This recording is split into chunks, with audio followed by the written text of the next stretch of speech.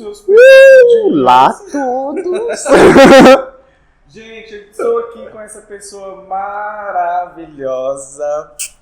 Estamos out of drag, porque eu acho que o mundo não está preparado para isso ainda. A paisana para não sermos presas. É assim que fala.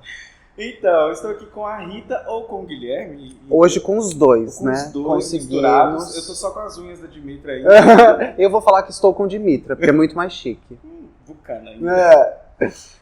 Hoje a Rita e eu vamos bater um papo bem maravilhoso e eu acho que vai ser inclusive uma continuação do papo que eu tive com o Jones e eu falando sobre identidade, identitarismo. Então acho que não precisamos mais ficar nesse ponto, mas a gente quer avançar um pouquinho esse debate. Bom de vídeo do YouTube que a gente avança um pouquinho, mas não pode avançar muito. Então, sim, quem sabe a gente faça um próximo encontro depois. Vai ter sempre, montadas, né? E os assuntos nunca se esgotam, nunca né? se esgotam. Quem acha que esgotou um assunto tá redondamente enganado. Justamente. Gente, olha só. Nós, enquanto LGBTs, Isso. temos uma identidade LGBT. Isso. Pessoas negras têm identidade do movimento negro, feministas, enfim. Nós somos os famosos identitários que somos acusados de ter levado a esquerda para o fundo do poço. O abismo, o né? abismo. Nós que somos as culpadas. Enfim, não é bem assim. Ai, como a aula de história faz bem, né? Olha só, não é bem assim. Mas aí a gente precisa, assim, a Rita conversou com o Rodrigo no História Liberta. Isso. Tem uma fala dela que eu peguei desse gancho pra gente fazer esse vídeo. Ela fala o seguinte, que nós precisamos primeiro nos reconhecer, e aí a gente precisa saber quem somos. A partir do momento que a gente sabe quem é, a gente começa a abraçar outras pautas. Pronto. E o tema do vídeo de hoje é o quê? Costurando pautas. Tem tudo a ver com drags. Tem, principalmente você que costura e tem um ateliê na garagem. Doutora Drag! Vamos começar com coisa boa pra vocês, meninada. Eu vou aqui logo já dar uma referência bibliográfica, que eu sou assim. Então, eu peguei esse pedacinho através do Jones. Jones acabou de me mandar. É uma entrevista do Domenico Losurdo, um historiador, marxista, italiano, super importante. Tem publicação dele em português. E essa entrevista é do dia 3 de agosto de 2017. Você a encontra como Revolução Chinesa, Anti-imperialismo e a luta pelo socialismo hoje. Ótimo.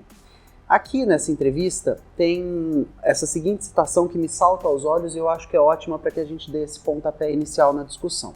Então, Losurdo disse o seguinte: o universal se realiza sempre através da mediação do particular. E quem busca o universal em sua não contaminada pureza, nunca o encontrará. Beleza. Existe, historicamente falando, né, e principalmente no processo de formação das consciências políticas, avião. Estamos próximos do aeroporto. Espera o avião. 3, 2, 1. Voltei. Então, existe um processo histórico, principalmente quando a gente aborda a questão de formação de consciências e identidades políticas, que é uma possível abstração do que seria proletariado, né, do que seria classe trabalhadora. E as nossas esquerdas, aqui no Brasil, eu acho que a gente sente isso muito, muito forte, né? Quem conhece um pouquinho de movimento sindical, quem participou, talvez, do início das movimentações, né? Das greves gerais dos anos 70, final de 70, começo dos 80, sabe que existe quase um puritanismo de achar que a classe trabalhadora ela está representada por homens heterossexuais brancos de meia idade e de que são essas figuras que falam, norteiam e decidem o que será feito, né? E sobre como falar e por onde falar e por que falar e o que é uma pauta. A literatura faz muito isso, né? A gente que é professora de literatura, a gente sabe, né, Gabi? Que é literatura universal, que majoritariamente é escrito por um homem branco, heterossexual da classe dominante. Cisgênero. Sempre. E literatura, eles falam que são questões que não são universais, são localizadas ou são menores, né? Que é, por exemplo, a Clarice Lispector. demorou-se muito tempo na história da literatura brasileira para entender que a Clarice como literatura mundial, né?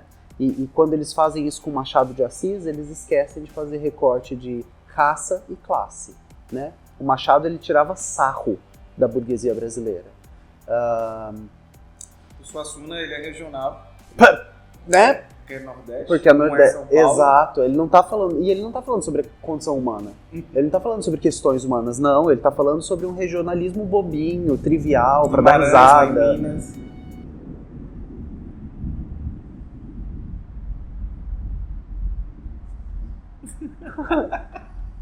Guimarães Rosa lá em Minas. Exato.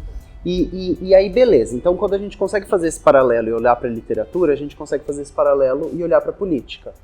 O problema, ou não sei se é o problema, mas a questão é quando a galera fala pra gente: não, calma. Primeiro a luta por melhores salários. Aham. Depois a luta, ou então primeiro a luta por e depois a... O problema é que pra gente não dá tempo de chegar no depois, né? A média de tempo de vida de uma travesti ou de uma mulher transgênero no Brasil é de 35 anos de idade, né? Eu tô com 30. Me sobraria 5 se eu fosse trans, se eu fosse uma pessoa trans, se eu fosse uma travesti. E enquanto não acontece esse embate, e aliás, esse é um assunto delicadíssimo na esquerda, né? Quando há muito tempo atrás no Brasil, o Partido Comunista, eu acho que o Prestes ainda era uma figura central desse debate, e os militantes do partido faziam pichações nas cidades falando contra Deus, né? Se libertem das suas ilusões, coisas assim. E os dirigentes do partido, tá me falhando o nome quem é agora, chamou a galera na chincha e falou: vocês não vão conseguir nada desse jeito, né? Não é assim que a gente vai fazer esse trabalho. Assim vocês vão distanciar as pessoas das pautas, das questões, biriri, biriri, biriri. Qual que é a questão? A questão é que se a gente não luta contra esse Deus que torna pecado os nossos corpos, crime as nossas identidades e piada as nossas vivências, e aí quando você fala em especial pessoas negras, mulheres, pessoas trans e sexualidades desviantes, a nossa história é a história do pecado, da piada e do crime. Faz muito pouco tempo que a gente deixou de ser pecado e para alguns lugares, tipo Brasil do 2020, interior ainda somos pecado. Faz muito pouco tempo que a gente deixou de ser piada, mas, né, gente, e aí tô preparada para as pedradas. O PCO. Eu também tô, pode ir. O PCO, quando fala que acusar o Neymar de estupro é uma tática para... Imperial. Oi, gente! Ou então quando fala que os xingamentos, né, homofóbicos do estádio são para desarticular a classe trabalhadora. Não, not today isso aí, cara. Not today. Então a gente ainda continua como piada, né, como ofensa, como xingamento. E último, por fim, né, como crime. Aí eu não tenho agora o dado, mas existe uma quantidade expressiva de dezenas de países nos quais ser homossexual é um crime, né? E às vezes é sentenciado a encarceramento, às vezes é sentenciado a tortura e às vezes é sentenciado a morte. Então, fico pensando um pouco dessa visão de que a Judith Butler conta uma piada numa entrevista, de que nós levamos a esquerda para o buraco, exatamente como você abriu, achei até que você ia citá-la. E poxa, gente, a gente finalmente está chegando perto de uma configuração onde as pessoas pararam para entender que a gente está vivo, né? E de que a gente não tem mais medo ou vergonha de falar: licença, então, eu sou um homem gay, piriri, piriri, eu sou uma mulher trans, tarará, tarará, e a sua fala não me contempla. A sua luta não engloba as minhas questões. E eu não posso somar a essa pauta, né, sem que essa pauta se some a mim. E eu acho que é um pouco disso, né? Porque se a gente não costurar, eu acho que fica difícil. E é engraçado que esse processo da formação de identidade, que nos é negado, já que nós não somos o homem universal, branco, Ótimo. hétero, cisgênero, Ótimo. até de classe média, porque isso também, a classe também é importante. Então, isso tudo nos é negado, que a gente não se encontra, a gente vai ter uma busca para se encontrar. Esse processo que eu tive comigo, eu achava que era uma jornada única, mas existe um molde estrutural e aí a gente vai percebendo como as jornadas se encontram e é basicamente o seguinte. E são super semelhantes, né? Primeiro eu preciso saber quem eu sou. E isso me foi negado. Então, primeiro eu tenho que formar a minha identidade. A identidade está lá no vídeo do Jones. Tem a formação da minha identidade, e agora o que eu faço? É exato. E agora? Agora, o que eu posso fazer a partir disso? Eu mesmo percebo que quando eu comecei a fazer podcast, era só de vivências LGBT. Sim. E eu achei legal e tudo mais. Mas eu falei, tá faltando alguma coisa. E foi meu despertar para uma esquerda mais radical. Logo depois conheci Sabrina, vem cá, amiga. E foi muito bom. E isso para mim me despertou para outras pautas. Não era nem que estava faltando alguma coisa. É que toda jornada tem um início, né? E todo caminho começa com o primeiro passo. E você começou com o primeiro passo que era, beleza, quem eu sou nesse mundo? E depois que a gente entende quem eu sou nesse mundo, a gente entende quem me oprime nesse mundo. A quais lugares o meu acesso está vetado? Em quais assuntos minha voz não é bem-vinda? Justamente. O problema que eu sinto, que é uma das coisas que a gente precisa lutar contra, é de que ao passo que a esquerda, ou as esquerdas no plural, né, nos relegam o que sobrar, né, esses turnos de fala reduzidos, essas pautas identitárias, né, o identitarismo como crítica, a direita nos oferece produtos. E aí o que tem acontecido é a metanarrativa identitária, né?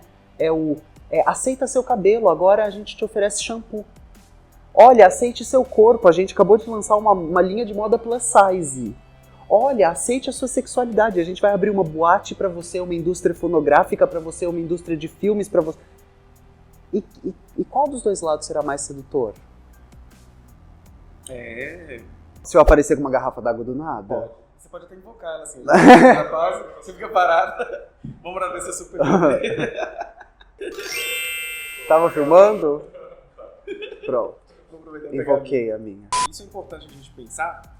É importante. Eu preciso que você Eu preciso entenda. que você entenda. Eu preciso que você entenda que existem, por exemplo, LGBTs que eu sinto que estão num processo de incoerência e parece que sim, estão até mesmo contra a pauta ao qual ele mesmo vive. Vamos dar um tempo pra falar do cara do PSL? Vocês lembram do nome dele? O que era contra a lei de homofobia. Aí ele falou que Ele foi transfóbico. Sim, mas ele era inclusive contra a lei de homofobia, né? Que ela não deveria existir. E aí a líder deles do partido... Como ela chama? E ele é contra, mas não numa perspectiva abolicionista. Não, uma perspectiva é só pra não ter mesmo. conservadora de direita. Sim. Como é que chama, gente? A menina loira do partido deles, que agora tá brigando com... Isso. Qual é o sobrenome? Hoffman, né? É Hoffman ou Haussmann? Haussmann. Então espera, que a gente vai consultar fontes. Hasselmann, é isso, não é? É Joyce? Bom. Como a gente ama a direita. I don't know. Aquela moça loira. Então, e aí tem ele, e aí ela foi homofóbica com ele, e agora ele vai processá-la por homofobia. Então, né, bota caldo nessa sopa de incoerências. Enfim, gente, eu acho assim, costurar as pautas não é fácil. Não. É um exercício diário. Eu acho que é um exercício de alteridade, inclusive. Nós, por exemplo, eu dentro do meu espaço, o que eu posso fazer agora a partir de ser um homem gay, um homem cisgênero? Quais outras pautas que eu posso abraçar? Inclusive, o vídeo que você verá, ou você viu, que eu gravei, foi sobre veganismo. Que legal. Que é uma pauta que eu sou carnista, inclusive. Aí eu falei assim, meu Deus, tem que começar a pensar sobre isso. Sim. Meu Deus, assim, eu não acredito em Deus. Mas... Meu Marx. Meu Marx. Tadinho. E eu começo a ficar pensativo, assim, à medida que eu vou avançando, e eu vou vendo até as incoerências em mim, Sim. enquanto militante. Sim. Eu começo a perceber, olha, aqui ainda tá faltando. Esse passou literalmente. gravo na Paulista. Então meu ouvido ele já tem essa Já. tecla SAP que fala para, começa. Então eu fico pensando nessas incoerências enquanto militante, enquanto um ser político, um ser que já passou da fase da identidade, Sim. já formou-se essa identidade, então um ser político. Nossa, isso é perfeito, hein? Olha, Essa colocação é perfeita. você tem todo aquele processo, primeiro você tem que descobrir no mundo. Sim. Por isso que a gente vê pessoas assim que eu nem conheço direito, mas eu sei que tem tretas na internet, tipo Carlinhos Maia, que ele não Donovan. Mas vai. Donovan. É um humorista Ah. e existem tretas do tipo, por exemplo, a pessoa, ela é gay, mas casa, mas no casamento não tem beijo. Ah, já sei quem é. É o que mandou a galera se matar, né? No Setembro Amarelo. Isso também. Tá. Então, é uma falta de reconhecimento, de negação da identidade. A ele foi retirado esse direito de negação. Eu também Sim. vejo ele como um opressor e um oprimido dentro desse processo Sim. aí. Então, a partir disso que a gente vira esse sujeito político e começa a abraçar outras pautas, a gente começa a costurá-las. Não é fácil, Sim. parte do incômodo. Sim. Acho que você tem que ser incomodado. Acho que você vai ser cutucado por alguém também. Com certeza. Alguém vai te falar das suas incoerências. E tem uma coisa maravilhosa que é que a gente saiba que dentro do capitalismo haverá incoerência, né? Sempre. Então, Inclusive a gente tá no YouTube, né, gente? mas não é isso. São coisas que são avassaladoras. Por exemplo, a gente luta por uma nova matriz energética, né? Uhum. A gente gostaria que o mundo vivesse à base de energia solar e energia eólica. Para isso, a gente vai precisar extrair lítio, né, do mundo. Vai precisar de fontes de lítio. É uma das extrações mais danosas ao planeta que existem até agora, né? Não é nada, uma extração nada limpa. Como ela será feita? Não sabemos. Enquanto a gente luta pela superação dos combustíveis fósseis, toda vez que a gente tiver sede na rua e tiver sem a sua garrafa, a gente vai ser obrigado a consumir plástico. Então, como abolir o uso do plástico da sua vida? Ou então, mesmo um debate dentro do veganismo que é monstruoso, né? Pensar que, então a gente vai lutar pelo fim da exploração animal. Os gatos foram domesticados. Ração de gato tem carne. Gato não pode ficar sem consumir carne. Então, você vai pagar para uma indústria que faz ração, e para essa indústria fazer ração, ela vai ter que pagar para uma indústria que cria e abate animais. E aí? Então, o sistema é muito complexo, as contradições são inerentes a esse tipo de sistema que faz acumulação infinita, que se pauta em opressão de classes e que acontece com exploração. Sem exploração ele não existiria. Aí você usando a palavra contradição, eu lembrei do livro do Harvey. As 17 contradições e o fim do capitalismo, exato, né? E é uma excelente leitura para que a gente comece a entender que as contradições não são da pele para dentro, né? Até são, se você for para a área da psicanálise, né? Mas as contradições são sistemáticas. É estrutural. E se você está no sistema, a sua vida será contraditória, né? Não existe militante fada sensata da internet, cristal sem defeitos, né? Porque a partir do momento... Logo vai ser cancelado, então, né? Exato. Porque a partir do momento que a gente veio pra cá gravar, a gente deu dinheiro pra indústria do petróleo, porque a gente precisou de gasolina pra se transportar até aqui, ou gás natural, ou então agora a gente tá numa sala cheia de vidro, ou a gente sentou numa cadeira que tem estofa, será que é couro? E aí começa. E você falando do consumo, do veganismo, de como essas outras pautas vão se costurando, e do David Harvey, o que mais lembrei é que você, por exemplo, pode comprar o livro do David Harvey na Amazon, faz dumping, e que existe todo um processo predatório, capitalista, aqui no Brasil agora que chegou com a Amazon Prime, ou seja, é muito incoerente. Você inclusive pode adquirir esse livro para uma empresa que faz uma estratégia super predatória no capitalismo, porque eu acho que vai destruir muito. É um monopólio, né? É um monopólio em caminho, em curso. E logo ele vai acontecer. Assim como a Netflix foi o mesmo, né? É um debate muito complexo. E aí também eu vim pra cá com um amigo que te mandou um beijo, o Levi. Sabe? Do Infoproletariado. Infoproletariado. Isso. Que vindo pra cá a gente estava discutindo exatamente isso, né? Então, estamos aqui, Estado e Revolução, né? E aí, o Lenin tem outro livro que é O que Fazer. E a gente tem esse debate, então vou ler uma coisinha do Slavoj Žižek. Mais do que nunca devemos nos voltar a Lenin. A economia é o domínio-chave. A batalha será decidida lá. Devemos quebrar o encanto do capitalismo global, mas a intervenção deve ser verdadeiramente política, não econômica. Enquanto não tiver mudança do sistema que a gente produz e reproduz a nossa vida, lutar ideologicamente, educacionalmente, soa como reforma, soa como revisionismo. E é uma resposta que eu ainda não tenho. Né? É só uma reflexão. Não, e esse novo que precisa nascer, agora que o nosso velho está morrendo, agora que a gente sabe, a América Latina dá sinais claros, toda a periferia do capitalismo dá sinais claros de que está colapsando. O neoliberalismo vai. Só que também não é vai, então relaxa. É vai e a gente tem pouquíssimo tempo para organizar. E muito cuidado, porque quando colapsou nos anos 70, usaram a América Latina como cobaia. Chile foi a primeira. E olha quem tá lá. Então isso é muito problemático. Exato. O neoliberalismo vem de uma crise, né, capitalista. E pensar também que a ascensão nazifascista na Europa vem de uma crise capitalista, né? E os sintomas mórbidos do Gramsci é exatamente isso. O velho está morrendo, o novo não está pronto para nascer. E o interregno vai aparecer um monstro, né? Vai aparecer esse sintoma mórbido e a gente está lutando com unhas e dentes para que... Então é youtuber aparecendo, é podcast aparecendo, é canal aparecendo, é grupo de formação. Eu tenho ficado mais radical por causa do contexto brasileiro. E eu acredito que isso também, alguma parte da esquerda, eu acho que tem acontecido isso. É difícil, como estatístico, pensar isso na minha cabeça, de que essa experiência individual seja só individual. Não apesar de não ter esse dado, mas eu acredito fortemente que esse dado ele esteja acontecendo, pessoas estão aí lutando, a mensagem está sendo propagada, façam trabalho de base, tem pessoas fazendo trabalho de base. Falta, mas tem pessoas. Sim. Então, assim, eu fico feliz também que algo está acontecendo.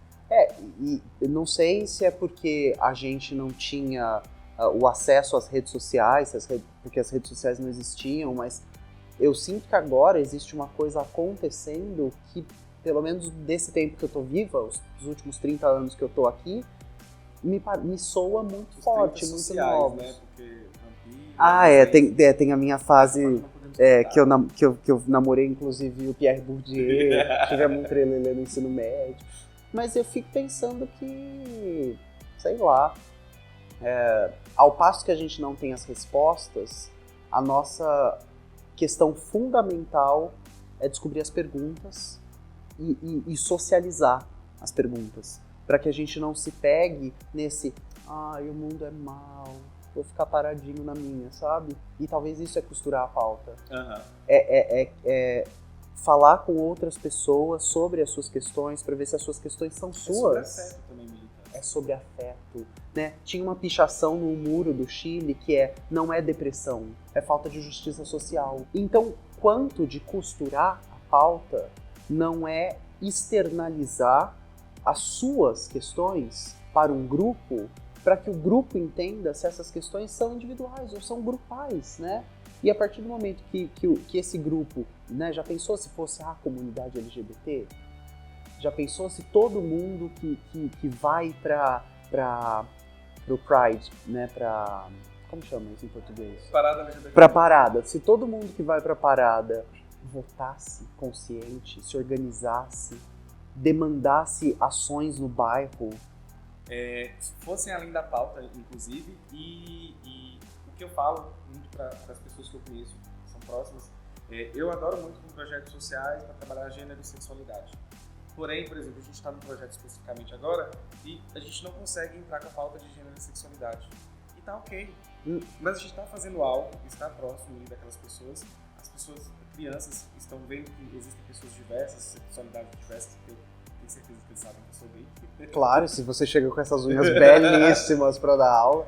Mas enfim, ao passo que você não consegue fazer isso inicialmente, você tenha paciência, faça outro trabalho, trabalhe outra pauta, amarre outra pauta. Então, uma hora vai chegar essa pauta. E não se isole, né? Uma mensagem que eu acho que é fortíssima de todos os canais que eu conheço é falar pras pessoas, tipo, se você está sozinho, agora você está errado, sabe? E não só na internet, gente, é na vida, assim, ó. É em especial, é em especial isso. É ter o telefone delas pra poder ligar, é criar uma rede de suporte, né? É isso, agora a gente... Inclusive vai sair daqui pra uma pizzada vegana. Acho que é isso, aqui são só reflexões, eu acho que tem referências que a gente já falou aí, então é interessante também pra quem, eu sempre deixo referências, é bem professoral, né? Isso, mas a gente tem que... Assim, tudo que a gente fala no canal, eu tenho que sempre ter uma base pra poder me referenciar e não ficar só... Opinião. Mas é isso, eu acho que a gente conseguiu cutucar o cérebro das pessoas. Tomara. Deu uns choquezinhos, acho que vai ficar gostoso esse bate-papo. Eu queria te agradecer. Eu que te agradeço, foi um prazer estar aqui. Uma pena a gente não tá de drag, mas eu acho que seria muito difícil, muita função pra eu poder sair. Eu poderia também pegar meu voo de drag, né? Por que não, né? Levar a drag pro avião. Enfim, gente, é isso. Esse vídeo também vai em formato de podcast. Vocês que acompanham a Doutora Drag já sabem disso. E ficamos até uma próxima collab, que eu acho que vai acontecer. E se você tá vendo esse vídeo através do Tempero, se inscreva no canal da Dimitra.